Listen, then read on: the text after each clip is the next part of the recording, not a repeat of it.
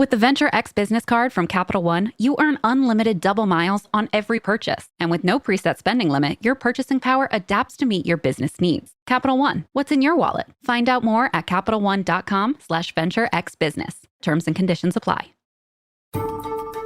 I'm Sarah Lynch, and you are listening to Your Next Move, Audio Edition, produced by Inc. and Capital One Business. Today's episode comes from the Your Next Move vault and is a conversation between Bea Dixon and Patrick Dossett, co-founder and CEO of Madefor.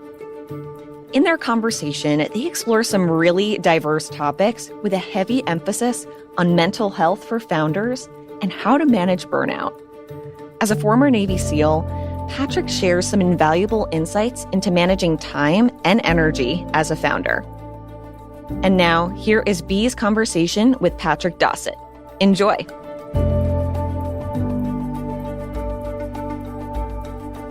Hi, Patrick. I'm so excited to be talking to you.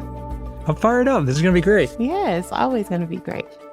So look, it was recently National Mental Health Awareness Month. What was that like for Madefor? I'm just getting right into it, but I wonder, did you guys see any movement? Did you see more people joining? It's a big month for us. It's rare we have an opportunity to make mental health front and center part of the discussion, and it's something that's very important to us and clearly to our members. And so people are primed to receive mental health messages that month, and so it was great for us. We ran a mental health text challenge, and we had thousands of people participate, and it's a lot of fun to get people into action around some foundational habits around mental health, and then to see them see the effects of their efforts. So we really enjoyed that. We got tons of great responses from people that were going through, and it was a lot of fun. That's amazing. So look, I joined Madefor, but I haven't activated yet. It's all right. You're exactly where you're supposed to be. That's what we tell all our members. For sure. But I am excited. My brother joined Madefor when you guys first got started, and I remember him being in his classes around drinking water and hydration, and I just thought that it was so cool, you know. And then when I found out I was going to be talking to you, I was so excited. I was like, I need to do this. I really, really, really need to do it. So I just love your program, and I think it's really amazing.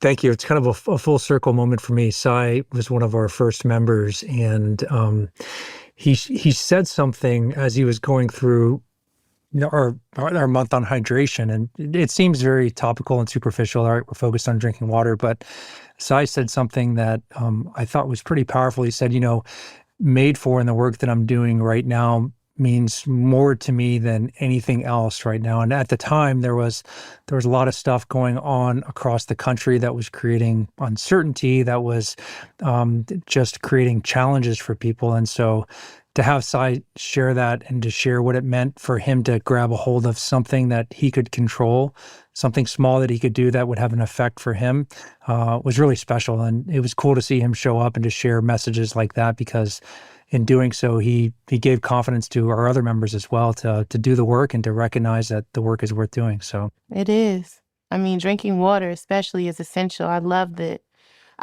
your program starts with that. It's like we're made of water, so that needs to be one of the number one things that we do in a day. And so for everybody watching, Simon is my brother and my co-founder, and that's who Patrick and I are talking about. But I think it's beautiful. I'm so excited. So what is Madefor? Because we just jumped right in like everybody knew what we were talking about. What is Madefor, and what is it designed to do for humanity? Madefor is something that it's a passion project, a mission project that my co-founder and I started working on about 5 years ago together. And the idea was, can we deliver a program that helps people show up better for themselves and the world around them? And we thought, if we can give people small ways to direct their attention and effort, small ways to get into action that are backed by science, that help them not only create better habits, but also build better mindsets that allow them to live their life better, then that was a mission worth pursuing. And so we started working on it in earnest about 5 years ago, brought along a whole bunch of really smart people from Stanford and Harvard and National Institute of Mental Health to help us build this program. And this is what we ended up with. We ended up with something where we started by drinking water, maybe the simplest of all things that everyone can do, but pretty profound when you find or you help people get into consistent positive pursuit over a sustained period of time. Some big things come from that. That's beautiful. What would you say since starting Madefor, I'm sure that you've had a ton of learnings, but what would you say were what was the defining moment? Once you got started, even just maybe once you just barely got it off the ground, what was the moment that you knew that this was going to be a winner, that it was going to work? Yeah, well, I will tell you, every single day I wake up, and I'm sure in your shoes as a founder as well, you wake up and you never feel like you've arrived, that every day you have to earn your keep and prove to your customers and your members, why a relationship with you is worthwhile and beneficial. I think, one of the things that I have learned or just grown more and more appreciative of over time is that when we first started Madefor, I was thinking that we're going to bring a whole bunch of scientists and experts together, and we're going to give people information, and we're going to be people's guides to helping unlock well-being potential and live their best life. And I think what I've realized in the course of running Madefor over these last several years is that everyone is dealing with something. It doesn't matter if it's a pandemic, if it's loss of a loved one, if it's divorce or unemployment or losing their home to a fire or terminal illness, all things that our members have faced or are currently facing. Everyone is navigating a unique challenge. And what I've grown more appreciative of is that there is not one way to do anything, right? We all have our own unique path, and Madefor's job in that process is to help people become their own best guide, to give them some overarching principles of the science of wellness and performance and some big principles on how these things can play out in someone's life. But at the end of the day, a person has to do the work to figure out what works best for them. And that solution is going to be unique to the individual. So I think when we first started this company, it was very much, we're going to figure out all the best answers. We're going to give people the information and we're going to give people the recipe to success. And over time, what I've appreciated is that we are simply helping someone else become their own best guide so that ultimately they don't need anything. They know what works best for them and they're the arbiter of their own truth. And it's been a cool realization, and one, I just grow more and more appreciative every single day that passes. I so get that, because when you start your company, you're like, it's going to be huge. Everybody's going to understand it right away, and then you're like, wait a minute, that doesn't work. So it's, yeah, so I totally get it. So Madefor is all about forming habits, right? Yeah, it's about building better habits, and so we approach habit formation from a very holistic standpoint. These are things like hydration, gratitude, rest, nature, social connection, movement, breath, all things that we intuitively know are good for us, or maybe that our grandparents have told us, hey, you need to get outside more, you need to do this, or make sure you look people in the eyes. Things that we know are just good for us, but maybe for one reason or another, they're oftentimes the first thing that we skip over as we look to grab onto a fad or a quick fix or some hack. And so we focus on this foundation, but engaging the foundation in such a way that not only do you build better habits, but that you also cultivate a better mindset. And that mindset, I think, is almost upstream of everything that you do action-wise. And it's certainly something that I grew really appreciative of during my time in the SEAL teams, just seeing the role that someone's mindset plays in helping them perform better, be not only a better teammate to others, but to be their best teammate to themselves that they can possibly be. Yeah, I heard you. I listened to some of your podcasts, and I liked how you talked about when you were talking about literally you're in charge of the finish line. So like it could just be, I just need to make it to the next 2 minutes. I just need to make it to the next day. So I love your frame of thinking around that, which goes back to what you were originally talking about with people have to do, you guys are literally just the conduit, right? You're there, and then they have to take it and make it their own. I want to get to your Navy SEAL story in a second because it's really amazing. That just needs its own time. How does a human get started with Madefor? On top of that, if there's a human who can't necessarily afford the program, what are some things that you would tell them to help with maybe hydration and moving and having gratitude?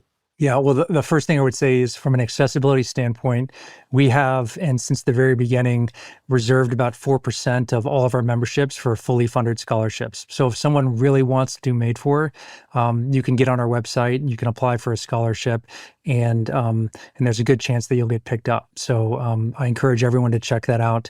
In fact, at the height of the pandemic, if we can say we've experienced a height, we were getting thousands and thousands of applications every month for scholars. And it's one of the reasons why we changed our model. We used to ship physical kits out every month, and it was an expensive program to put on, and it was a costly program for someone to do. And the number of applicants we were getting, the desire that we saw for people to access these tools and practices forced us to go back to the drawing board and say, how can we reimagine this and make it more accessible for more people? So we feel like we've got a great program now. It's just a few dollars a month for anyone to access. But again, if that's out of reach for someone, please check out the scholarship. We never want price to be the thing that prohibits someone from getting into action and certainly engaging our program. And for any military people that are listening, veterans or military dependents, we offer the program for free to that community. So just a thank you for your service there. How someone gets started with Madefor, tactically, you go on the website and you can sign up for the program and you can get started any day. But I think more important than that is when you begin this program, the first thing that we do is we give you an orientation to the way the program's been designed. We show you how intentionally it's been built and why it's been built in a certain way, and why a neuroscientist runs our advisory board. And we think about if we can change the brain in lasting ways, then that means we can change our habits and we can change our behaviors in lasting ways. And I'll be the first person to admit there's so many programs or so many things that I've done in the past where I went all in and then I failed to achieve what I hoped to achieve because just wasn't designed in the right way for me. We designed Madefor to address that pain point. But so you learn about the program and the process. But I think what's cool and what's different about this program is that even though it's a generalized offering, we take everyone through the same steps and the same foundational areas of practice. At the outset, we ask all of our members to set an intention. And that intention is what makes this program relevant to you. It's recognizing that, again, there's not one way to achieve whatever it is we hope to achieve. There's not one set of stressors that we're all under. All of our situations are unique, and our values are unique, and what we hope to achieve in our lives are unique. And so by walking someone through setting an intention, we help someone start to understand what is that thing that a year from now I want to change. Not I want to lose 10 pounds or I want to run faster or I want to, get this new job. But what is the thing that I want to change about the way that I'm showing up in the world? And if I can change that, what good comes from it? Why does it matter to my life? What's going to improve around my life? But also, why is it going to improve the lives of those that I care most about?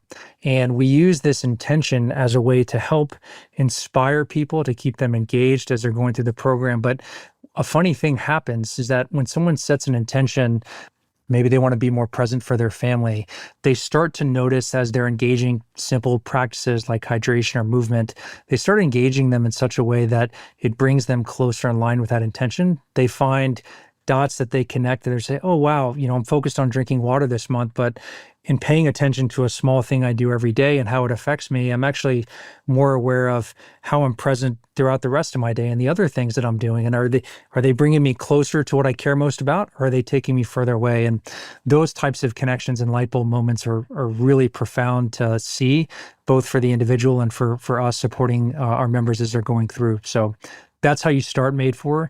And I always tell our members, trust the process and be open to the discoveries and insights that are going to unfold as you're doing what maybe on the surface seems like a very simple set of practices. That's dope. One more question around Madefor. I mean, I'm probably going to have way more than one, but I want to get into your history, but okay. How often are you guys meeting as a group?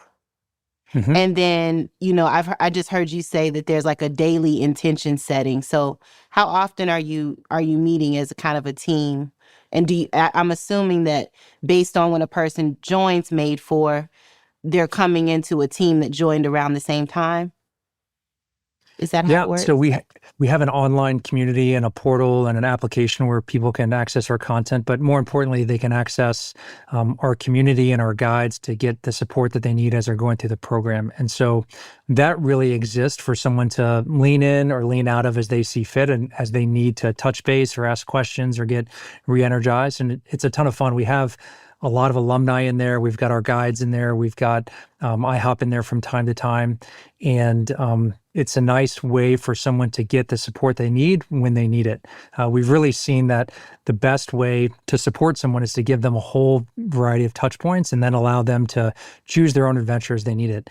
That said, twice a month we get together, our members get together online to talk about just connection points and share their learnings and insights and really to inspire one another and to help each other grow. I get together with our members once a month to share something that I've seen from emerging science or advisors that I'm talking with or new studies that I've uncovered or just a personal experience. And that really, again, is an opportunity for our members to come together and connect with one another. We have people in 46 countries now, which kind of blows my mind, but it's cool to hop on one of these and you see people from ages 17, our oldest member is now 92, people on the other side of the world coming together and really people being maybe a little bit more vulnerable than they otherwise normally might be, sharing what they're experiencing. And you start to feel and see a level of humanity and connection that really inspires people to continue to do the work and recognize that the work that they're doing matters. And so that's been very cool. And then once a month, we'll do a all hands meeting where we get all of our members together. We invite the general public and we'll bring a special guest in. So this next month, we've got Angela Duckworth joining us to talk about her research in grit and positive psychology. And those are really fun too. All of these things exist really to serve, to inspire people, to help them feel connected and to get them to do the work. Because the one thing that we've seen that stands out more than anything is if we can get someone to do the work, they see the benefits every single time. Wow. And all this started because of your work that you did as a Navy SEAL. Being a Navy SEAL is gnarly. Like that's How did that happen? Did you just wake up one day and was like, I want to be a Navy SEAL? Like, how did that, or did you always grow up wanting to be a Navy SEAL? Yeah, my story, I wish my story was unique. It probably is not. When I was in seventh grade, I think a family member gave me this book, and it was probably an afterthought, but they gave me this book called Rogue Warrior, which was written by a former Navy SEAL, and it was kind of a mythic narrative about the SEAL teams. And I read this book, and I said, wow, that sounds like a crazy adventure, sounds super hard, and just sounds like a really good time. Like, I have to do it. And so from that, like 13 years of age or 14 years of age, it became my focus. That's what I talked about all the time. It's what I worked towards. And I was fortunate enough when I was a junior in high school and I was sitting down with a college guidance counselor going through a list of schools. He said, pick what schools you want. And I saw that there was a school called Navy on the list. And I said, I want to be a SEAL. So I picked that. And later when he was going through the list with me, he said, there's some good schools here. There's some schools you can get into. And then there's one school that you don't have a chance at getting into. Your grades are terrible. That's a hard school. And it was the Naval Academy. And so I don't know if he did that on purpose, but he further cemented my desire to go down that path. And I worked really hard and had some good fortune and luck and was able to get a slot to the Naval Academy. And then that set me on my way.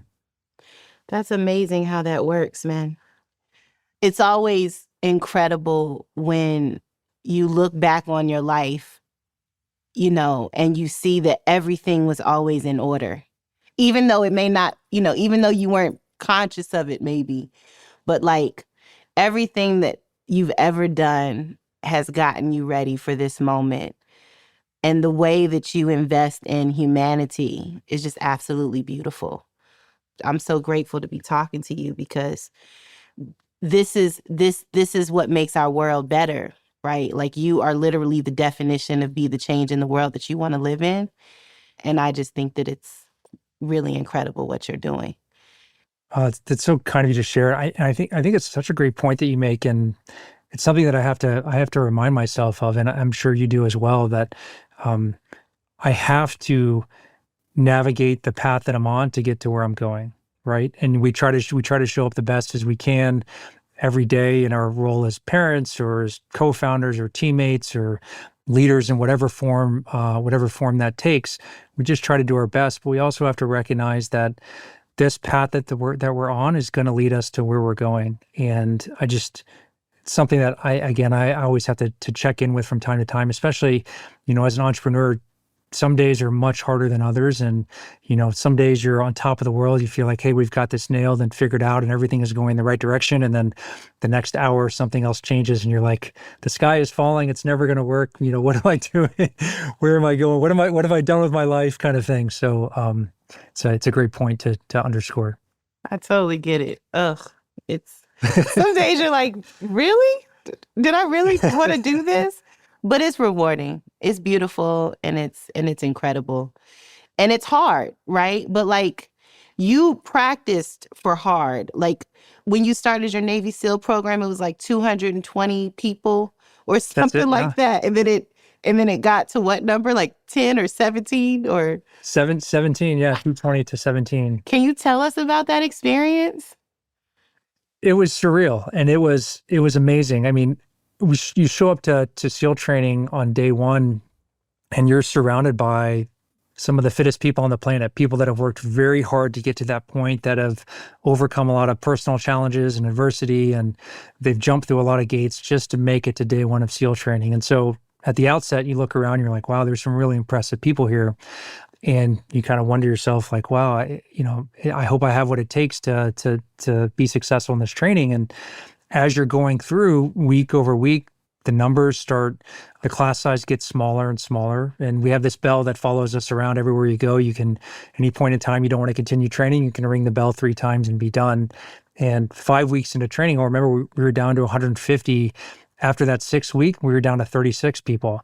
And you're just looking around and you're like, wow, all of the biggest, fastest, strongest people, those that I thought, no question, they're absolutely going to make it. They look the part, they've got the tattoos, whatever, you name it. They were some of the first to go away. And so by the time you got to the end of training, you had these 17 people that you looked at them and they were rather unremarkable looking. You wouldn't have been able to pick them out from a lineup. And it just impressed upon me the role that the mindset plays in performance and the role that some very foundational practices play. I would say that SEALs probably don't use the same, well, I know for a fact, you're not going to hear a lot of SEALs talking about gratitude, something that is, very extensively covered in positive psychology research. But underlying the vocabulary, the practices are the same. Can I cultivate an orientation to recognize and celebrate the good, to constantly look at what's working right, what's good about this moment, regardless of what is wrong about this moment or what is bad that's happening. And in that process, by focusing on the good, by trying to find the humor, by trying to find small things that you can affect, you're able to grow your resilience in real time to unlock hidden sources of energy or potential that allow you to continue to go. And that's, it's pretty cool to see that in action. And so SEAL training I wouldn't trade it for the world. It was maybe one of the best gifts I've ever received, but it was incredibly hard. But I think even past my time in the SEAL teams, and now I'm a father of 3 young kids, all under 3. There's not a day that goes by that at some point in the day, I don't look for a bell to ring. But the difference between being a parent and being a SEAL is that there's a bell in the SEAL teams. There's no bell in parenthood. And so you don't have to be a SEAL to have that mindset. Certainly, my hat's off to any parents that are listening, because that to me, I think is the maybe the most challenging job there is. Mm-hmm. I have so many people on my team who have so many beautiful children. And I don't have children yet. I want to, but I'm like, I just don't understand how you're able to like do this work. Because essentially we're all founders within our company, right? Like that's how I look at it. We all work together, so that is crazy. All under the age of 3, Patrick? Yeah. Wow. My twin girls just turned 3 next month, and my son just turned 1. That's beautiful. They're special, and it is, they have forced me to practice what I preach, which may be one of the best gifts that they've given me, is that you think about 2 years ago when this pandemic kicked off and working on a startup, working from home, trying to do the best. Yeah, no one knew it was going to happen. My wife and kids and I lived in a small apartment. There's the stress of just new babies and just everything. It was a lot. And I think what I was forced to practice what I preach. I couldn't simply say, all right, I have to survive. I've got to make it the next month, or I've got to make it the next 2 months. And then like, once I get to the finish line, it'll be okay. I had to find a way every day to make that day worth it and to show up the best that I could and to find ways to care for myself and also care for my family and my team and my members. And I feel like a lot of times founders find themselves in a position where they think, hey, it's either or. I can either do right by my company, or I can do right by my family, or I can do right by myself, but I can't do all three. And I would challenge that assumption. And I think as strong as possible, you have to find a way to do all three. Otherwise, you're limiting your ability to do any one of those as best as you possibly can. What is a way that you do all three? Can you give us an example? Yeah, I would say oftentimes when we think about self-care, we think about the big things that we can do. Or I need to take a vacation. I need to go to a class. I need to get on a retreat. I need a long weekend. I need to go get a massage. But we lose sight of the small ways that we can exercise self-care. And so it's something simple that I do. And again, this is by no means prescriptive. This is just what works for me, is that every morning I start my day by drinking a bottle of water. And I know that that's the first thing that I'm going to do when I wake up. And that is an act of self-care. Comes in a very less than a minute, but I know I'm going to get hydrated at the outset of the day, and that's going to set me up better for the rest of the day. Then I go outside, I try to move my body. I don't focus on exercise. It's not about fitness, but it's just about being outside, looking at some nature, maybe watching that sunrise if I can, and just feeling into my body and seeing where I'm at today.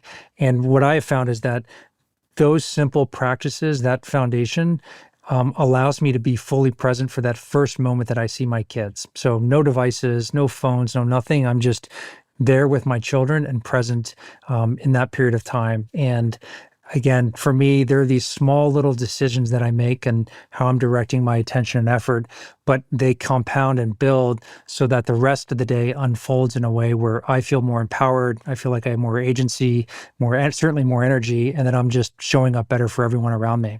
And then you start to see the knock-on effects of that. If I can be a better teammate to my wife and to my kids, then I get that energy reflected back to me. Same for my teammates, for my members. So that's how I think about it. That's amazing. Here's a little tip for growing your business. Get the Venture X business card from Capital One and earn unlimited double miles on every purchase. Plus, the Venture X business card has no preset spending limit, so your purchasing power can adapt to meet your business needs. And when you travel, you'll have access to over 1,300 airport lounges. Just imagine where the Venture X business card from Capital One can take your business. Capital One, what's in your wallet? Terms and conditions apply. Find out more at CapitalOne.com/VentureXBusiness. What is the best way to market your business services in a niche, nuanced way to target multiple industry and market needs? Wow, it's a great question. I think, and I would love to hear your thoughts on this, Bea, but I think that authenticity reigns supreme all the time. If you can find a way to be authentic and recognize that your point of view, you may be in a niche market, or you might find that maybe you're in a saturated market, but if you can find a way to be authentic and have a degree of integrity and honesty in terms of your product, your service, your offering, and have that reflected across all the various touch points wherever someone may encounter you, then that's only going to help you set you up for success.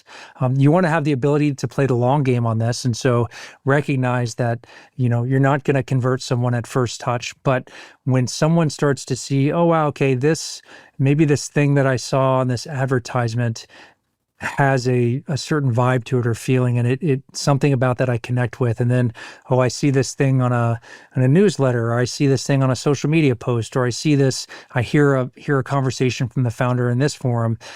Pretty soon you'll get a couple of touch points, and then very quickly someone will realize like, oh, wow, this is different.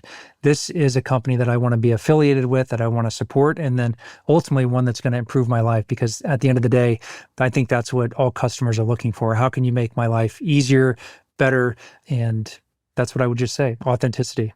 I completely agree with you. I don't believe in just trying to sell people things. I think that it needs to come from a place of being human, especially if you make products for human, even if that product comes in the form of a service. It needs to start off human, right? And it needs to start off authentic. And there needs to be depth to it. It can't just be, I make vagina care products. So it can't just be just the attributes of what we do. Like I want to actually serve you education, love, kindness, humility. And then, by the way, I make feminine care products, So I completely agree with you, Your comment reminds me. I remember one of the calls that I had with one of our beta testers when we were first launching Madefor.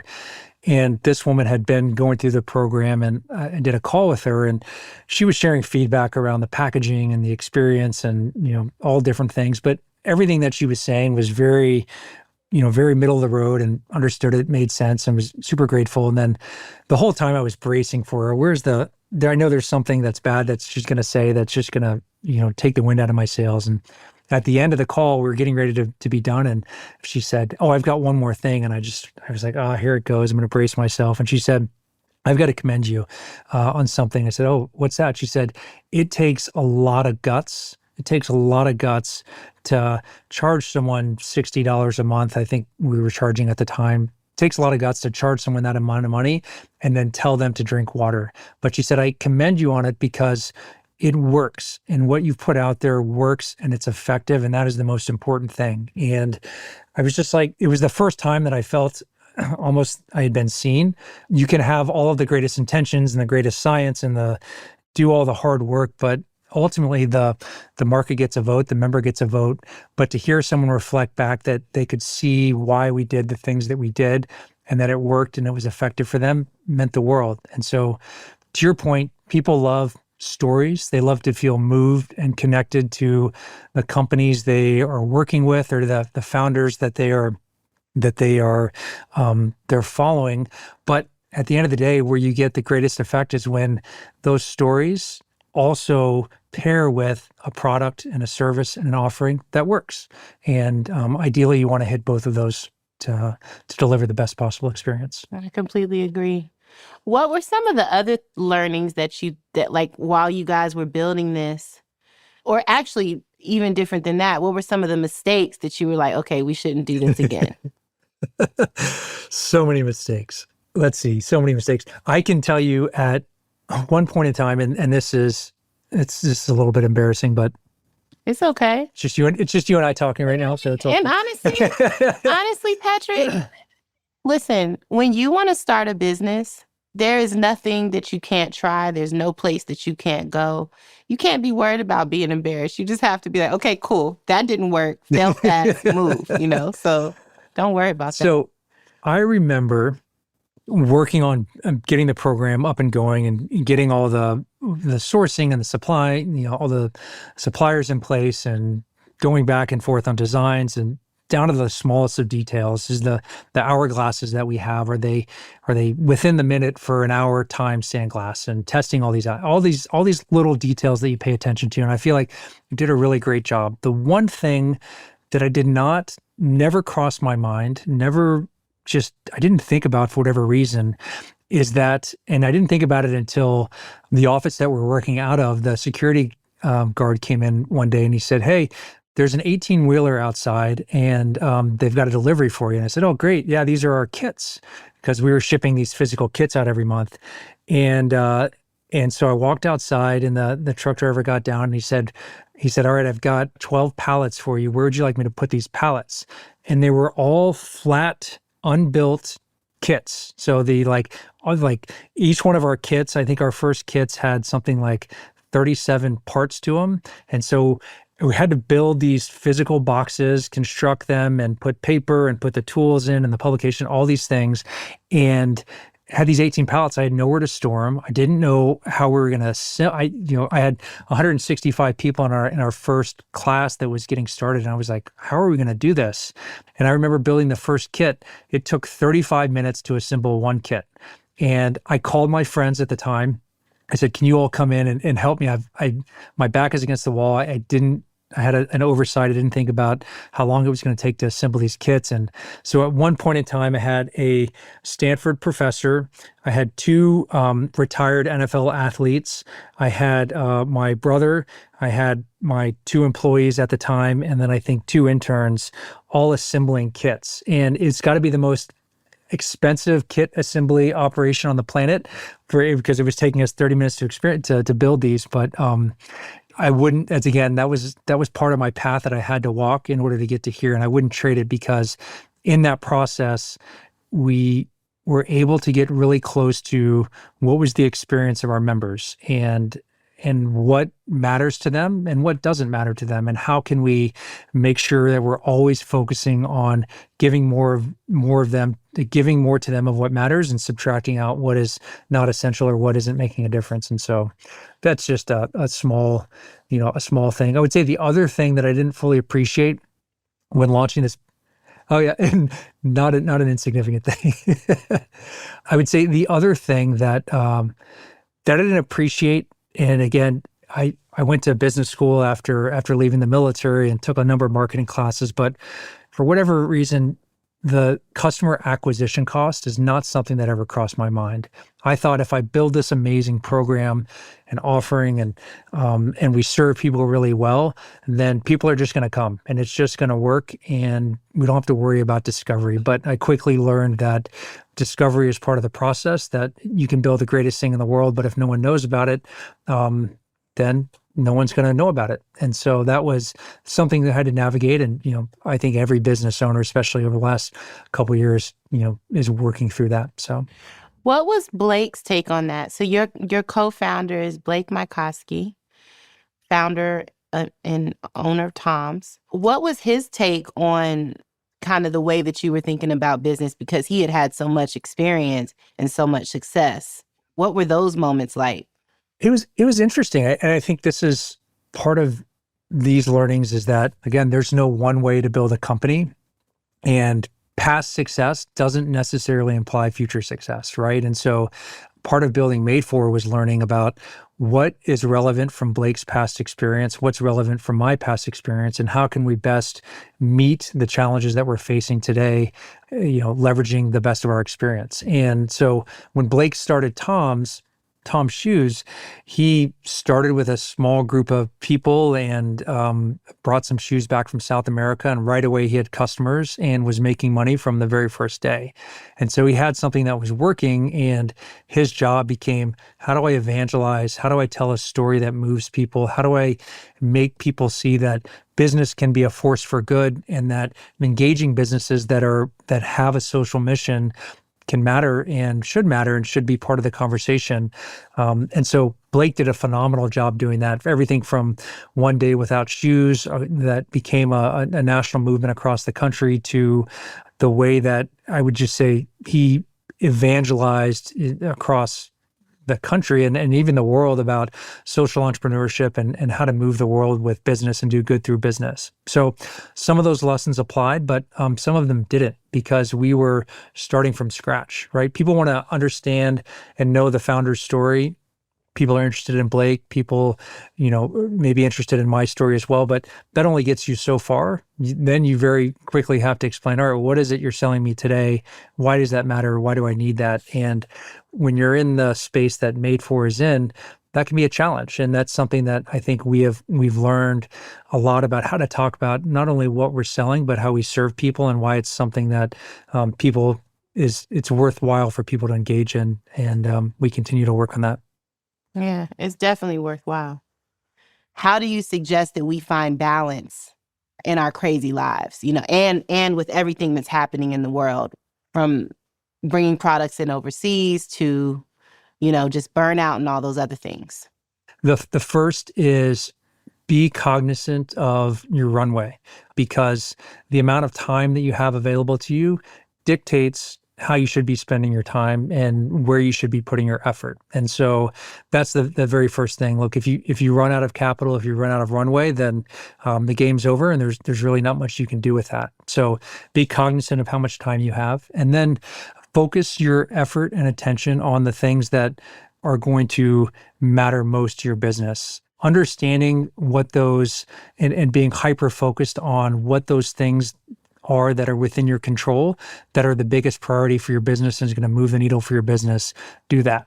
I think in times of uncertainty and times of stress, there is an incredible opportunity. And if you engage it the right way, you're going to come out of this an even stronger business. It's going to force you to focus on those one or two things that, again, matter most to your business and get really, really good at that. So when the marketplace becomes more friendly or the marketing situation becomes easier to navigate, you're going to be better positioned and you're going to have a finer point on what it is that you do, why you do it, and why people should engage it. So there is no destination, that the journey has to become the destination, right? We have to find a way to reward every single day, both do right by our businesses, do right by our teammates and our customers, but also do right by ourselves.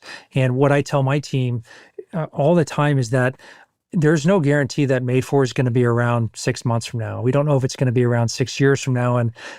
And there's no certainty for anyone on the team that they're going to be at Madefor forever, myself included.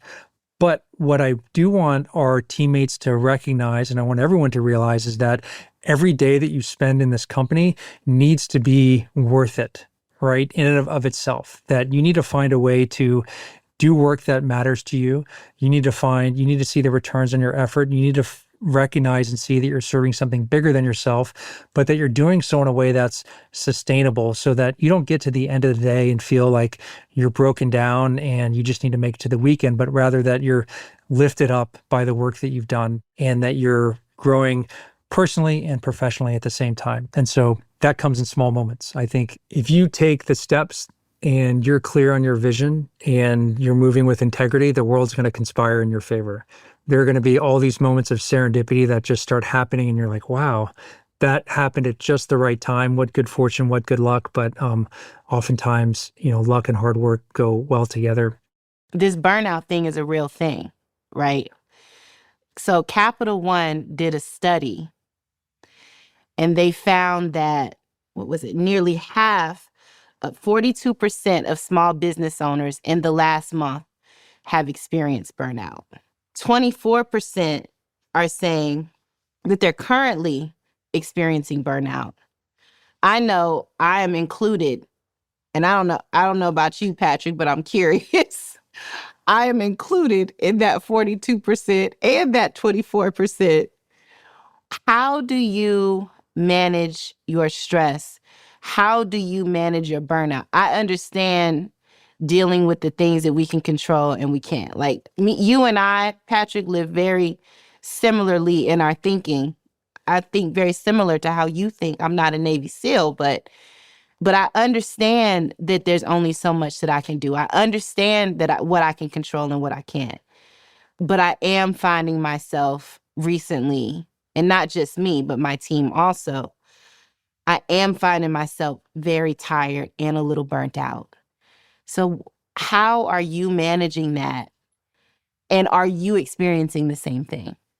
Such a great question. And I think it's important to make a distinction between feeling burnt out and a true, maybe clinical definition of burnout. And the definition of burnout that I've heard and come across that I think maybe is most clear is that if you are burnt out, you have an inability to recover, that you don't ever feel like you can get enough sleep, that you can get enough time off work, that you can get enough personal time or, whatever that thing is for you, whatever the thing is that allows you to recover, you don't have an ability to recover. And if you find yourself in that position, and that can come to varying degrees, but if you really find yourself in that position where you can't recover and you find that every day is a little bit more muted and you're a little bit less inspired, and it's really, really important that you get professional medical care as early as possible. And so talk to your primary health care provider, let someone know what's going on, because it's really, really important that you get care early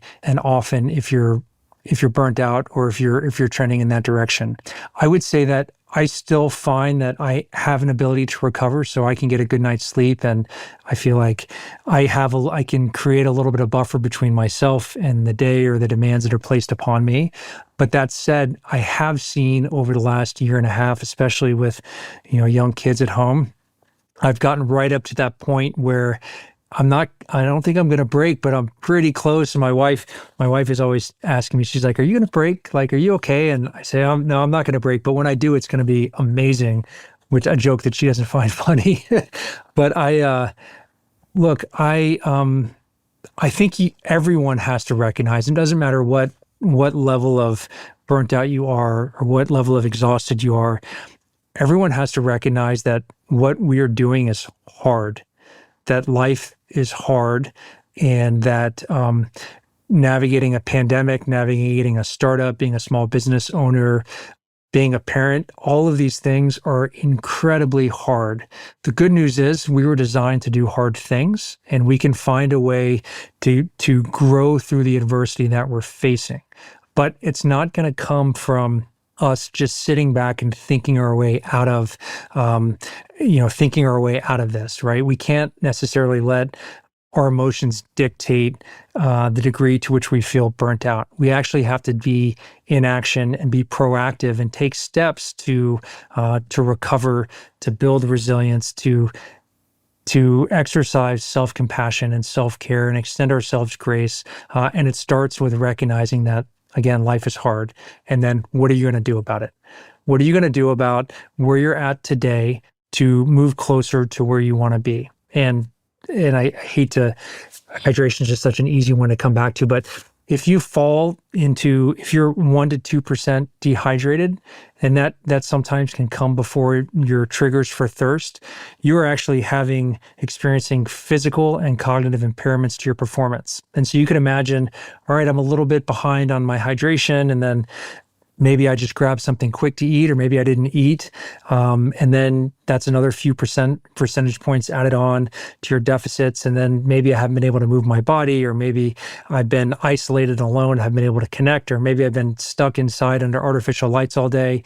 All of these little things start to add up to a place where now, man, I've got some real headwinds in front of me. And now I have these headwinds, but I also have a really challenging situation that I'm trying to navigate, that I'm trying to get through. And you can see how very quickly that might put your mind into a place of rumination and like, wow, I feel bad and I can't recover and things don't ever work out. And like, this is not, and very quickly you can cycle to a place that's not great.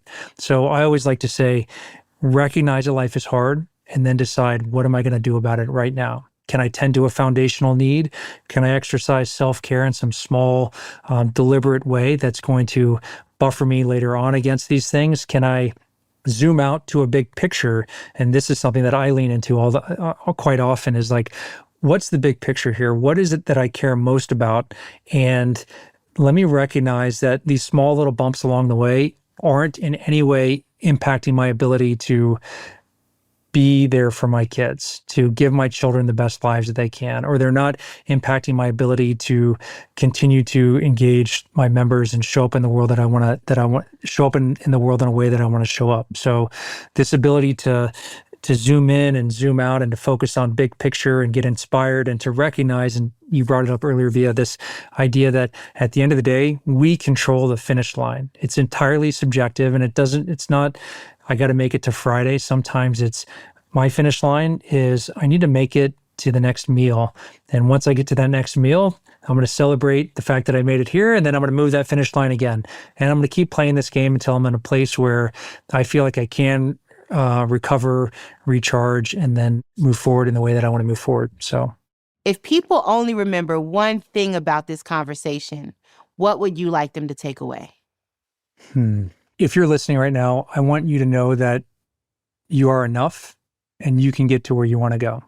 And it's not going to come in the form of these big swings and big efforts. It's going to come in the form of small steps, and that those small steps lead to progress, and that progress leads to more momentum, and that momentum leads to ultimately setting you on a course that is right for you. So you're enough and you can get to where you want to go, but it's going to require some effort, and you can do it. I believe in you. Thank you. You're the best, man. Appreciate It's amazing. your I really enjoyed the conversation. Thank you so much for having me on. And yeah, this is awesome. I look forward to you engaging Madefor over the months ahead and serving you. Yes, I'm coming. I'm coming. And I feel you. I'm good, but I need it. So I'm grateful for your program, and I'm grateful that it's there, because not just I need it, but we need it. So thank you so much, Patrick. I appreciate your time. That's all for this episode of Your Next Move. Our producer is Matt Toder. Editing and sound design by Nick Torres. Executive producer is Josh Christensen. If you haven't already, subscribe to Your Next Move on Apple Podcasts, Spotify, or wherever you listen. Your Next Move is a production of Inc. and Capital One Business.